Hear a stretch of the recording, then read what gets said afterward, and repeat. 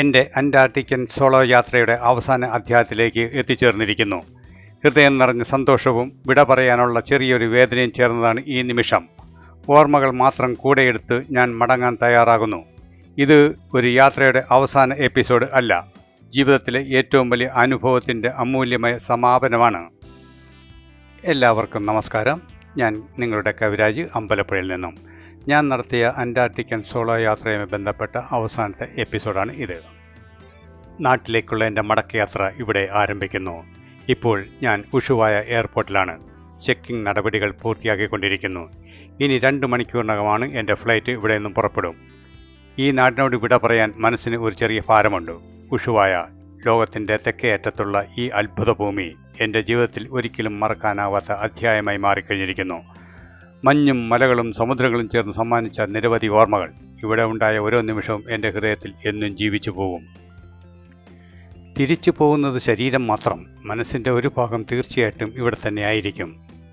സന്തോഷമുള്ള ഓർമ്മകൾ, വിട പറയാനുള്ള നൊമ്പരം, വീണ്ടും വരുമോ എന്നൊരു ഉള്ളിലെ ചോദ്യം, നേടിയ സ്വപ്നങ്ങളിൽ അഭിമാനം, അവസാനിക്കുന്ന യാത്രയുടെ വിഷാദം. ചില യാത്രകൾ അങ്ങനെയാണ്, അവകൾ അവസാനിക്കത്തില്ല.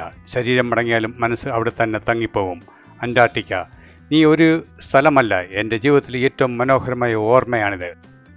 ഉഷുവായിൽ നിന്നും ഞാൻ ഫ്ലൈറ്റിൽ ബോർഡായി കഴിഞ്ഞു. ഇന്നും നാളെയും ഇനി കൂടുതലായി വിമാനയാത്രകൾ മാത്രമേയുള്ളൂ. മറ്റന്നാൾ ഉച്ചയ്ക്ക് ശേഷം മാത്രമേ ഞാൻ വീട്ടിൽ എത്തിച്ചേരുകയുള്ളൂ. ഉഷുവായിൽ നിന്നും ആദ്യം ഞാൻ പുറപ്പെട്ടത് ഇന്ന് രാവിലെ ആണെങ്കിൽ കൂടി 3 മണിക്കൂറിന് ശേഷമാണ് എനിക്ക് ബ്യൂണസ് അയർസിൽ എത്തപ്പെടാൻ പറ്റുന്നത്. ബ്യൂണസ് അയർസിൽ എത്തിക്കഴിഞ്ഞാൽ അവിടെ തന്നെയുള്ള അടുത്ത ഒരു ഡൊമസ്റ്റിക് എയർപോർട്ടിലേക്ക് വീണ്ടും പോകണം. അതിന് ടാക്സി പിടിച്ചോ അല്ലെങ്കിൽ ഊബർ പിടിച്ചോ പോകേണ്ടി വരും. പിന്നെ വീണ്ടും മറ്റൊരു നീണ്ട യാത്രകൾ, വിമാനയാത്രകൾ, അങ്ങനെ 2 ദിവസം നീണ്ടു നിൽക്കുന്നതാണ് എൻ്റെ യാത്ര. ലക്ഷ്യസ്ഥാനത്തേക്ക് എത്താനുള്ള ആവേശമുണ്ടെങ്കിലും ഈ നാടിനെയും ഈ അനുഭവങ്ങളെയും പിന്നിലാക്കി പോകേണ്ടി വരുന്ന ഒരു നിശബ്ദ വിഷാദവും മനസ്സിലുണ്ട്. ചില യാത്രകൾ അങ്ങനെ തന്നെയാണ്. അവ അവസാനിക്കുമ്പോഴാണ് അവയുടെ യഥാർത്ഥ വില നമ്മൾ മനസ്സിലാക്കുന്നത്. ഇപ്പോൾ വിമാനം ബ്യൂണസ് അയർസിലേക്കുള്ള അപ്രോച്ചിലാണ്.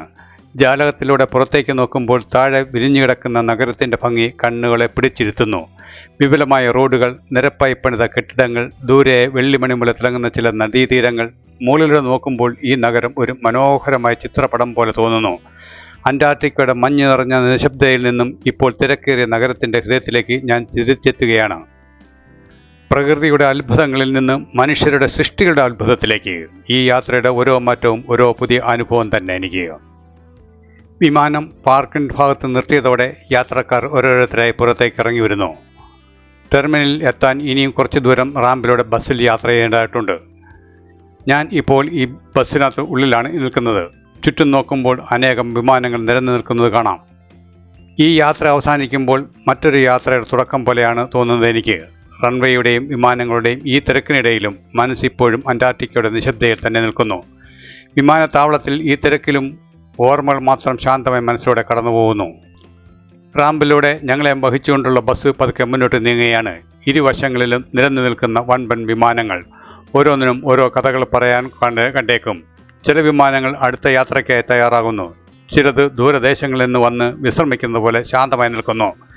ഗ്രൗണ്ട് സ്റ്റാഫുകളുടെയും തിരക്കേറിയ ഓട്ടപ്പാച്ചിൽ, ലഗേജ് വാഹനങ്ങളുടെ നിരന്തരമായ സഞ്ചാരം, റൺവേയുടെ അകലങ്ങളിൽ നിന്ന് കേൾക്കുന്ന എഞ്ചിനുകളുടെ ഗർജനം, ഇവയെല്ലാം ചേർന്ന് വിമാനത്താവളത്തിൽ സ്വന്തം ഒരു സംഗീതം പോലെ അനുഭവപ്പെടുന്നു. അനേകം വിമാനങ്ങൾ അഭിമാനത്തോടെ നിരന്നു നിൽക്കുന്നത് കാണുമ്പോൾ ഈ നഗരം യാത്രകളെ എത്ര സ്വാഭാവികമായി സ്വീകരിക്കുന്നു എന്ന് മനസ്സിലാകുന്നു. ഞാനും ഈ യാത്രയിൽ ഒരാളായി ഓർമ്മയിൽ മനസ്സുമായി അടുത്ത ലക്ഷ്യത്തേക്ക് നീങ്ങിക്കൊണ്ടിരിക്കുകയാണ്. ഈ എയർപോർട്ടിൽ എനിക്ക് എമിഗ്രേഷനോ കസ്റ്റംസ് ഫോർമാലിറ്റീസിലോ ഒന്നും തന്നെ കാണുകയില്ല. കാരണം ഇതൊരു ഡൊമസ്റ്റിക് എയർപോർട്ടാണ്. ബാഗേജ് മാത്രം ഇവിടുന്ന് കളക്ട് ചെയ്തതിന് ശേഷം അടുത്ത യാത്രയ്ക്കായി ഞാൻ വീണ്ടും മുന്നോട്ട് പോകണം. ഇനി അടുത്ത എയർപോർട്ട് ജോർജ് ന്യൂബറി എന്ന എയർപോർട്ടാണ്. അവിടെ നിന്നാണ് എൻ്റെ അടുത്ത വിമാനം ഉള്ളത്.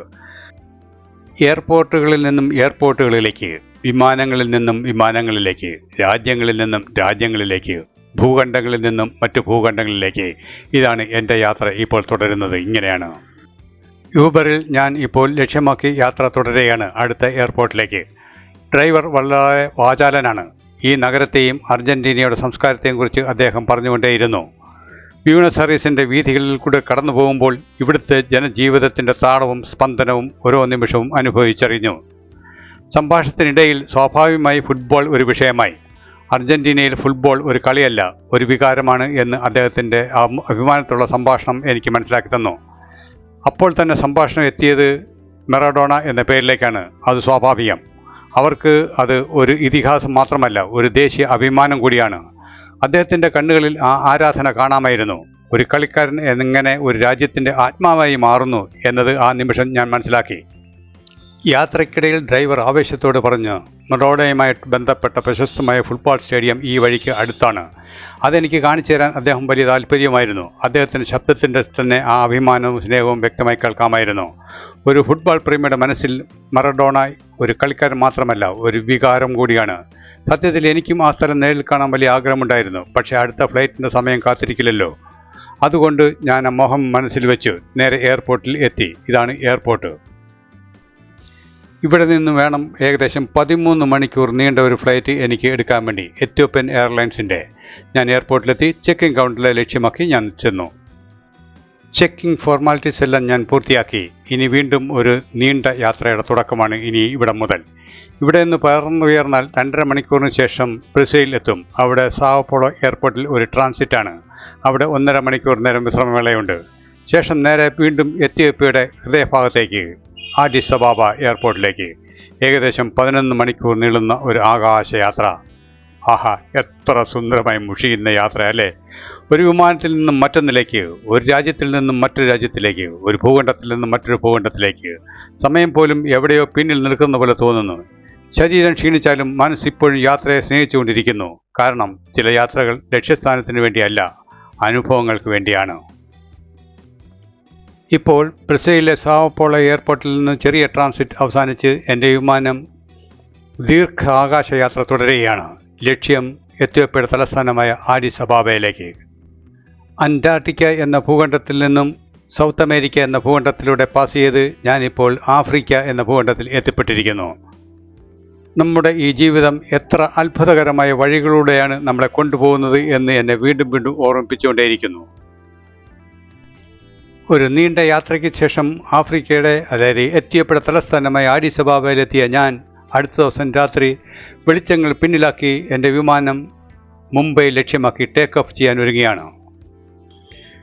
റൺവേയിലൂടെ വേഗത്തിൽ പാഞ്ഞ് ഒരു ശക്തമായ ഉയർച്ചയോടെ വിമാനം ആകാശത്തേക്ക് ഉയരാൻ തയ്യാറെടുക്കുകയാണിപ്പോൾ. ജാലകത്തിലൂടെ ഞാൻ വെളിയിലേക്ക് നോക്കിയപ്പോൾ നഗരത്തിൻ്റെ രാത്രി വെളിച്ചങ്ങൾ ചെറു നക്ഷത്രങ്ങളെ പോലെ മിന്നിമറയുന്നത് കാണാമായിരുന്നു. ഭൂഖണ്ഡങ്ങൾ താണ്ടിയുള്ള ഒരു യാത്ര, ഒരു ഭൂഖണ്ഡത്തിൽ നിന്നും മറ്റൊന്നിലേക്ക്. ഒരു സ്വപ്നയാത്രയുടെ അവസാന അധ്യായം പൂർത്തിയായിക്കൊണ്ടിരിക്കുന്നു.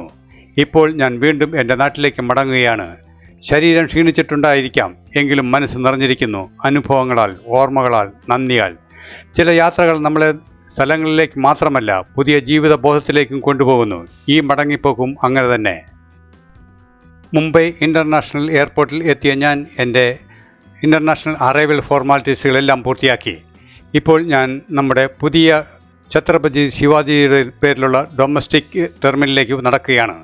എൻ്റെ അടുത്ത ലക്ഷ്യം കൊച്ചിയിലേക്കുള്ള ബോർഡിംഗ് പോയിന്റ്. ഈ വിപുലീകരിച്ച പുതിയ ഡൊമസ്റ്റിക് എയർപോർട്ട് ശരിക്കും ഒരു ആധുനിക നഗരത്തിൻ്റെ ഹൃദയം പോലെ തോന്നുന്നു. വിപുലമായ നടപ്പാതകൾ, ഉയർന്ന ഗ്ലാസ് മേൽക്കൂരകൾ, മിന്നിമറയുന്ന ലൈറ്റുകൾ. ഇത്രയും ദൂരം ലോകം ചുറ്റി വന്ന ശേഷം എനിക്ക് ഇപ്പോൾ ഈ ഇന്ത്യൻ മണ്ണിൽ സ്പർശിക്കുമ്പോൾ എൻ്റെ മനസ്സിന് ഒരു പ്രത്യേക ആശ്വാസം നൽകുന്നു. വീട് ഇനി ദൂരെയല്ല. കൊച്ചി എന്ന പേര് കേൾക്കുമ്പോൾ തന്നെ യാത്രയുടെ മുഴുവൻ ക്ഷീണവും പതുക്കെ അലിഞ്ഞലിഞ്ഞു പോകുന്ന പോലെ തോന്നുന്നു. ഇപ്പോൾ ഞാൻ കൊച്ചിയിലേക്കുള്ള എൻ്റെ ഫ്ലൈറ്റിൽ വിമാനം പ്രീ ടേക്ക് ഓഫ് ലൈനിൽ നിശബ്ദമായി കാത്തു നിൽക്കുകയാണ്. ജാലകത്തിലൂടെ പുറത്തേക്ക് നോക്കുമ്പോൾ ഓരോ മിനിറ്റിലും 3-4 വിമാനങ്ങൾ ആകാശത്തേക്ക് പറന്നുയരുകയോ ഭൂമിയിലേക്ക് മൃദുവായി ഇറങ്ങി വരികയോ ചെയ്യുന്നുണ്ട്. മുംബൈയുടെ തിരക്കേറിയ റൺവേ പിന്നിലാക്കിക്കൊണ്ട് ഇപ്പോൾ ഞാൻ സഞ്ചരിക്കുന്ന വിമാനം കൊച്ചിയിലേക്കായി ആകാശത്തിലേക്ക് പറന്നുയർന്നു. മുകളിലേക്ക് ഉയരുമ്പോൾ താഴെ ലോകം ചെറുതായി മാറുന്നു. പക്ഷേ മനസ്സിലെ ആകാംക്ഷ മാത്രം വലുതാകുന്നു. എൻ്റെ നാട്, എൻ്റെ കൊച്ചി ഇനി അടുത്തെത്തുകയാണ്. ഇത്രയും രാജ്യങ്ങളും നഗരങ്ങളും കണ്ട ശേഷവും സ്വന്തം നാട്ടിലേക്കുള്ള മടങ്ങിപ്പോക്കിൻ്റെ സന്തോഷം ഒന്ന് വേറെ തന്നെയാണ്. മനസ്സ് ഒരേ ഒരു കാര്യം മാത്രം ആവർത്തിക്കുന്നു: ഇനി കുറച്ച് മണിക്കൂറുകൾ മാത്രം, പിന്നെ ഞാൻ എൻ്റെ സ്വന്തം മണ്ണിൽ. ചില യാത്രകൾ നമ്മളെ ദൂരേക്ക് കൊണ്ടുപോകും, പക്ഷേ അവസാനം തിരികെ വരേണ്ടത് നമ്മുടെ സ്വന്തം വീട്ടിലേക്ക് തന്നെ. അവസാനം വിമാനം കൊച്ചിയിൽ ലാൻഡ് ചെയ്തു. റൺവേയിൽ ചക്രങ്ങൾ മൃദുവായി തൊട്ട ആ നിമിഷം മനസ്സിൽ പറഞ്ഞറിയിക്കാനാകാത്തൊരു ആശ്വാസം നിറഞ്ഞു. ദിവസങ്ങളോളം നീണ്ട യാത്രകൾക്കും അനവധി രാജ്യങ്ങൾക്കും അന്റാർട്ടിക്കയുടെ അത്ഭുതങ്ങൾക്കും ശേഷം ഇപ്പോൾ ഞാൻ എൻ്റെ സ്വന്തം മണ്ണിൽ കാൽച്ചൂട്ടിയിരിക്കുന്നു.